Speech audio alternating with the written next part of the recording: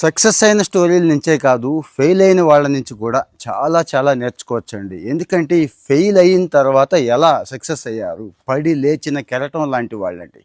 Fail అయ్యాం కదా అని చెప్పి అక్కడితో ఆగిపోకుండా ఆ ఫెయిల్యూర్లో ఉన్నటువంటి అనుభవాలన్నీ వాడేసుకొని ఇంకా పెద్ద సక్సెస్ అండి. ఎక్కడైతే సక్సెస్ అవ్వలేదో అంతా మన మంచి కోసమే అనుకొని ఇంకా పెద్ద సక్సెస్ సాధించిన వాళ్ళ స్టోరీస్ అవసరమని డైలీ స్టోరీస్ చెప్పుకుంటున్నాం కదా. నిన్న కాజల్ అనే ఆవిడ స్టోరీ చెప్పుకున్నామండి.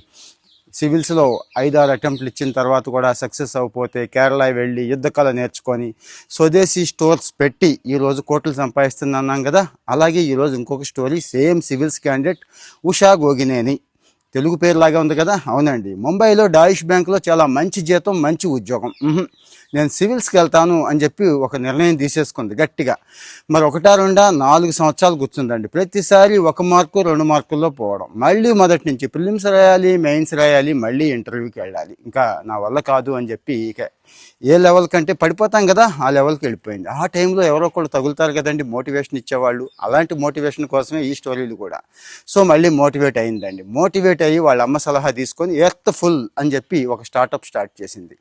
ఎంత మంచి స్టార్టప్ అంటే, ఎర్త్ఫుల్ అంటే ప్లాంట్ బేస్డ్ స్టార్టప్ అండి. ఇది plant based startup. Plant based supplements దగ్గర నుంచి, అంటే మనం సౌందర్య సాధనాలు అంటాం, ఇంకా రకరకాలైన క్రీమ్స్, రకరకాలైన సప్లిమెంటు అన్నీ కూడా ప్లాంట్ బేస్డ్. ఇగో ఇక్కడ ఇస్తున్నాను చూడండి. ఎంత సక్సెస్ అంటే ఈ కామర్స్ దగ్గర నుంచి భారీగా అమ్ముతున్నారు. ఓన్ వెబ్సైట్స్ ఉన్నాయి, చక్కగా అమ్ముతున్నారు. ఈరోజు ఏమంటుందో తెలుసా, ఎక్కడైతే మనం ఫెయిల్ అయ్యామో ఆ ఫెయిల్యూర్ని పాఠంగా చేసుకొని ఆ ఫెయిల్యూర్లో చాలా లెసన్స్ వస్తాయండి.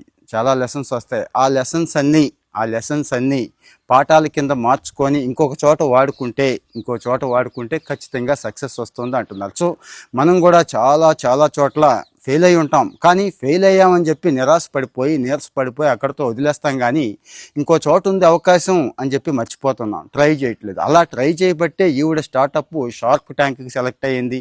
అప్పటికప్పుడు 75 లక్షల కోటి రూపాయలు కూడా ఇచ్చేశారు. ఇప్పుడు ఆ స్టార్టప్ని మామూలుగా కాదు, ఒక రేంజ్కి తీసుకెళ్ళిపోతుంది. సో మరొకసారి చెక్ చేసుకుందామా, మనం ఏమేమి ప్రయత్నం చేసాం. సంవత్సరాల తరబడి కూడా కూర్చుంటాం, ఒక్కోసారి నెలల తరబడి కూర్చుంటాం, అయినా పని అవ్వలేదు. దాన్ని అక్కడితో వదిలేద్దామా?